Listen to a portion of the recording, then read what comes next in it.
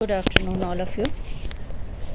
Public administration की third year के class में आप सभी का स्वागत है। थर्ड ईयर में जैसा कि आज के लेक्चर से पूर्व भी हमने फ्रेडरिक्स के बारे में अध्ययन किया था। फ्रेडरिक्स 1917 से 2008 तक लोक प्रशासन, राजनीति विज्ञान और समाजशास्त्र से जुड़े हुए वैज्ञानिक रहे थे। फ्रेडरिक्स के दो मॉडल के बारे में हमने चर्चा पूर्व में की है। इकोलॉजिकल दृष्टिकोण के बारे में पढ़ा और एग्रेरिया इंडस्ट्रिया मॉडल के बारे में हमने अध्ययन किया। जैसा कि इनके जीवन परिचय के बारे में हमने देखा कि राजनीति विज्ञान के एक प्रख्यात विशेषज्ञ वो माने जाते हैं और प्रशासकीय मॉडल के एक पायोनियर के रूप में उनको देखा जाता है। कंपैरेटिव पब्लिक एडमिनिस्ट्रेशन के क्षेत्र में उन्होंने बहुत ही महत्वपूर्ण कार्य किया। विकासशील देशों में उनकी थ्योरी एक अपना अनूठा स्थान रखती है। उन्होंने एक थ्योरी दी थी, उनका जो आदर्श मॉडल था उसके बारे में उन्होंने बताया और थ्योरी दी थी फ्यूज्ड प्रिज्मेटिक और डिफ्रैक्टेड सोसाइटी के बारे में। लोक प्रशासन के संदर्भ में F.W. रिक्स का जो आदर्श मॉडल है वो 1956 में आया था और पहले उन्होंने एग्रेरिया इंडस्ट्रिया, जिसका हम पहले ही अध्ययन कर चुके हैं, उसके बारे में किया और अगले साल उन्होंने 1957 में ट्रांजिटिया संक्रमणकालीन मॉडल को सामने लाया। लेकिन धीरे धीरे रिक्स की वो अपनी ही आलोचनाएं हुई और उसने इनको अलग करके एक नया ही मॉडल दिया। रिक्स की दिलचस्पी मुख्य रूप से ट्रांजिटिया यानी प्रिज्मेटिक सोसाइटी के बारे में रही थी। फ्यूज्ड सोसाइटी के बारे में उन्होंने बताया कि वहाँ पर एक पर्टिकुलरिज्म रहता है, एक निश्चित कार्य रहता है।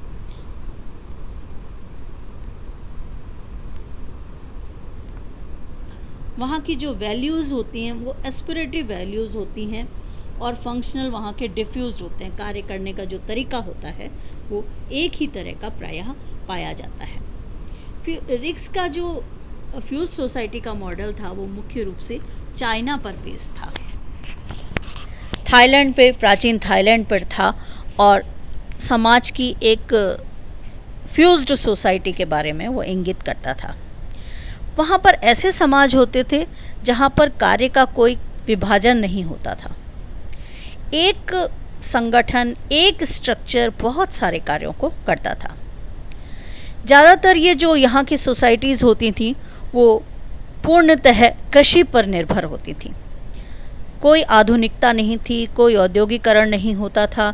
ये समाज एक तरीके से फ्यूज्ड होता था। उनके इकोनॉमिक सिस्टम एक्सचेंज पर निर्भर होते थे। एक सामान लिया, दूसरा सामान दिया। बार्टर सिस्टम वहाँ पर लागू था, जिसको कि रीडिस्ट्रीब्यूटिव सिस्टम मॉडल जो है रिक्स ने कहा था कि हम अपने जो सामान को है वो एक दूसरे से एक्सचेंज करते थे। एक से कोई चीज़ लेते थे, दूसरे से उसको सामान देते थे। यहाँ पर रॉयल फैमिलीज़ जो होती थी वो बहुत ही प्रशासन में इम्पॉर्टेंट रोल प्ले करती थी। देश के प्रशासन के संदर्भ में उनकी भूमिका बहुत महत्वपूर्ण होती थी। वहाँ के राज्य प्रशासन में भी जो सीमेस का राजभवन था, किंगडम था, वहाँ पर भी जो उनकी फैमिली होती थी, रॉयल फैमिली, एक महत्वपूर्ण भूमिका निभाती थी। तो ये जो समाज था वो एक अल्प विकसित समाज था जो कृषि पर पूरी तरह से निर्भर होता था। उसके बाद उन्होंने कुछ सोसाइटी को डिफ्रैक्टेड मॉडल के बारे में कहा। ये जो सोसाइटी थी पूरी तरह से औद्योगिकरण पर निर्भर थी। Based of universalistic principle with no differentiation of treatment. आपस में व्यवहार में कोई विभेदीकरण नहीं होता। हाई डिग्री ऑफ स्पेसिफिकेशन, कार्य में बहुत ज़्यादा विशिष्टीकरण होता था। Each structure carries out a specialised function. हर व्यक्ति, हर संगठन एक निश्चित कार्य के लिए बना होता था। यानी विशिष्टीकरण पाया जाता था। जो ऑर्गेनाइजेशन और जो स्ट्रक्चर समाज के होते थे वो साइंटिफिक रैशनल के आधार पर बने होते। साइंटिफिक रैशनल के आधार पर मतलब कि उनका कुछ ना कुछ बेस होता था, वो किसी न किसी कार्य के लिए बनाए गए थे, विशिष्टीकृत होते थे। विशेषीकरण वहाँ पर प्रमुख रूप से पाया जाता था। इकोनॉमिक सिस्टम जो था वो बेस था मार्केट मैकेनिज्म पर। जैसा मार्केट होता था वैसे ही समाज में उन्हीं चीज़ों को अधिक महत्व दिया जाता था। समाज में वो सारी चीज़ें ही काम में ली जाती थीं। कम्युनिकेशन की टेक्नोलॉजी बहुत ही डेवलप्ड थी, हाईली डेवलप्ड कम्युनिकेशन सिस्टम होता था। आपस में जो कम्युनिकेशन होता था वो साइंटिफिक तरीके से होता था। पीपल के सामाजिक जो आधार होते थे वो एक दूसरे से जुड़े हुए होते थे। एक दूसरे से जुड़े हुए होने का तात्पर्य कि विकसित देशों से संदर्भ में माना गया था कि सभी चीज़ें आपस में एक दूसरे से जुड़ी हुई होती थी। तो ये समाज का डिफ्रेक्टेड मॉडल था और उसके बाद उन्होंने प्रिज्मेटिक सोसाइटी की बात की।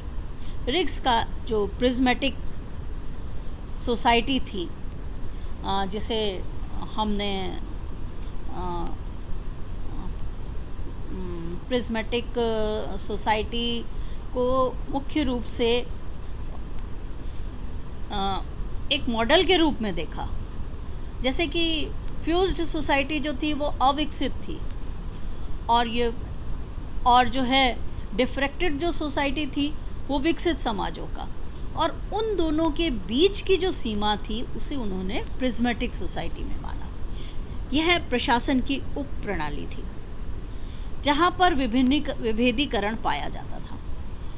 प्रिज्मेटिक सोसाइटी के मॉडल को साला मॉडल का नाम दिया उन्होंने। मुख्य रूप से जो प्रिज्मेटिक सोसाइटी और उसके फीचर्स थे वो प्रिज्म के आधार पर आलेखित थे।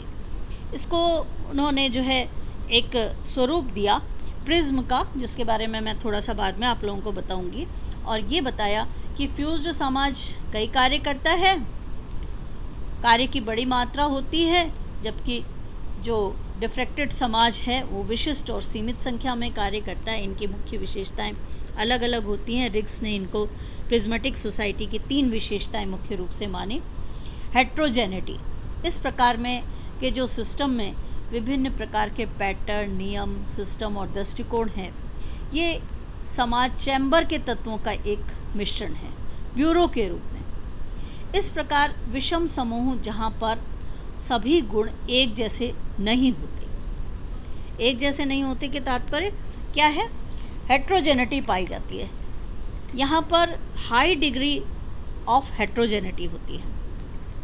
कंट्रास्टिंग सिस्टम पाई जाती है जो समाज को pulling the society in different direction makes it different to draw generalisation. एक दूसरे को इधर उधर खींचने का गुण पाया जाता है।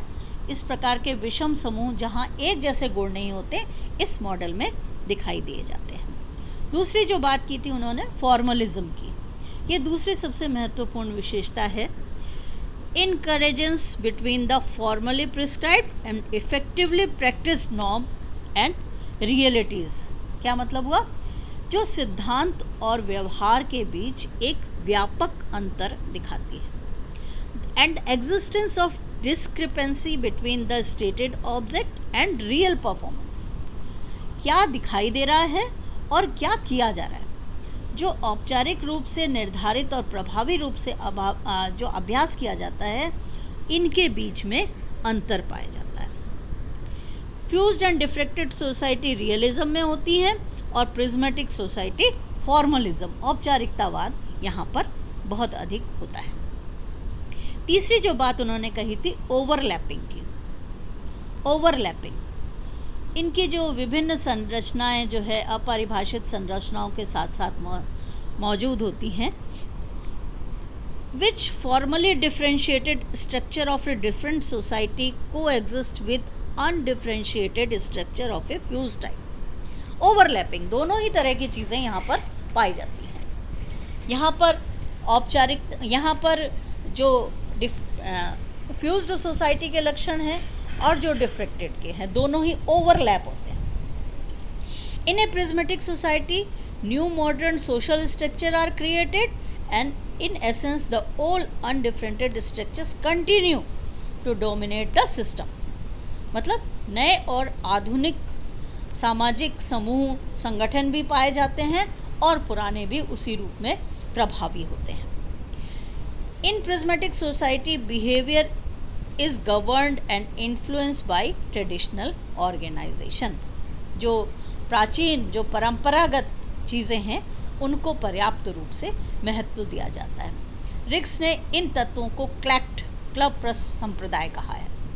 इसके अलावा बहुत सारी चीज़ें और भी इसमें पाई जाती हैं, कई अन्य विशेषताएं भी हैं, जैसे बहुपक्षवाद, बाजार कैंटीन मॉडल, नियंत्रण, मूल्य की अनिश्चितता, राजनीतिक अस्थिरता, इन सब के बारे में भी रिक्स ने बात की थी। तो ये जो रिक्स का प्रिज्मेटिक फ्यूज्ड सोसाइटी का मॉडल है, एक ये नए तरह का मॉडल था जिसमें उन्होंने विकसित, विकासशील और जो नव स्वतंत्र विकसित राष्ट्र हैं, उन सब के बारे में उन्होंने चर्चा की। प्रिज्मेटिक सोसाइटी के प्रिज्म को उन्होंने ये माना कि जो समूह है वो अल्प विकसित से विकसित की तरफ बढ़ रहा है। एक प्रिज्म के रूप में उसको देखते हुए रिक्स ने ये भी बताया कि जो हमारा समाज है वो जो अविकसित है उससे विकास की तरफ बढ़ रहा है। तो बहुत सारी चीज़ों में परिवर्तन दिखाई देता है। तो ये आज हमने जो चर्चा की वो रिक्स के बारे में की, और इसमें हमने रिक्स के जो साला मॉडल है उसके बारे में अध्ययन किया। अब हम नेक्स्ट लेक्चर में अपनी दूसरे विषय पर आएंगे और संभवतः जो विकसित विकासशील देशों की विशेषताएं हैं उस पर भी हम अगले कुछ लेक्चर्स में अध्ययन करेंगे।